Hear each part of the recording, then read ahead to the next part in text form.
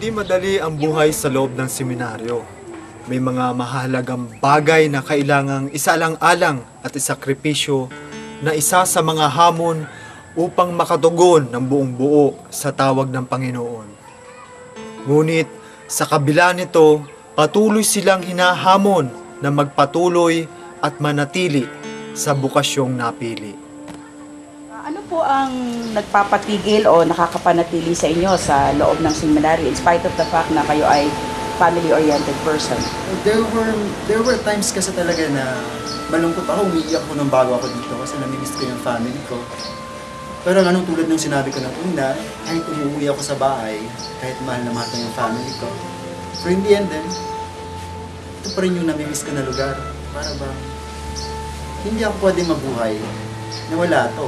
Tsaka isa pa doon, tumatanda na ako, kailangan kong magkaroon ng choice. Ito yung pinaka-first option na pwede kong piliin panghabang buhay. Masaya ako dito. Brother Sherwin, gaano mo ibinibigay ang iyong sarili sa bukasyong pinili mo para makamit mo ang iyong minimithi? Sa tanong na yan, medyo mahirap siya sagutin. Pero isa lang masasabi ko, all my life dito, yung 8 years na yon, sa hirap, sa ginhawa, pagod, minsan walang gana. Pero I give my best, my all. Although minsan hirap na yan. Pero lahat ng kaya kong ibigay para manatili ako.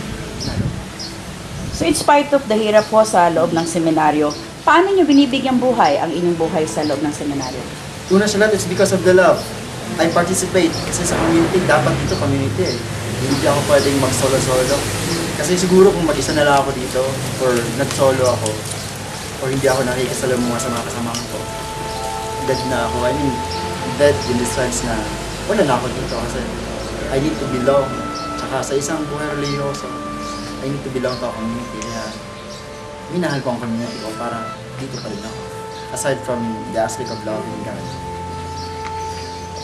Staying 8 years in the community with the Montfort Missionaries, no? Paano nyo nakikita ang buhay ninyo? Paano nyo nakikita ang sarili nyo pag kayo ay ganap ng pari? Mahirap magsabi pero isa lang yung ano ko. Dahil may pangarap ako eh. Isa lang doon. Isa yung pinaka gusto kong pangarap. I want to become Christ-like, continuing the mission of Christ.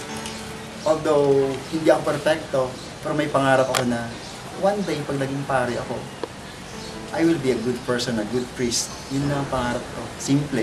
Pero yung gagampanan ko yung tungkulin ko bilang isang pari na sumusunod ayon sa buhay at tulong. You were successful professionally, no po? So, ano po naman ang nakakapagpanatili sa inyo dito sa seminaryo?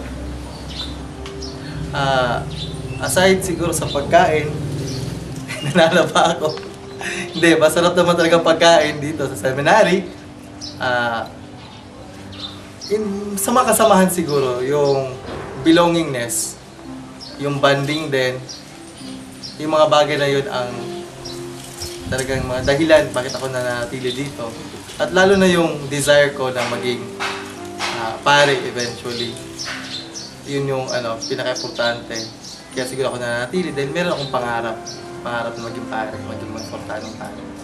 Sa inyo pong bukasyong pinili, no? Ano ang mga paano niyo binibigyang buhay ang itong bukasyon na to na inyong pinili? Ganun din,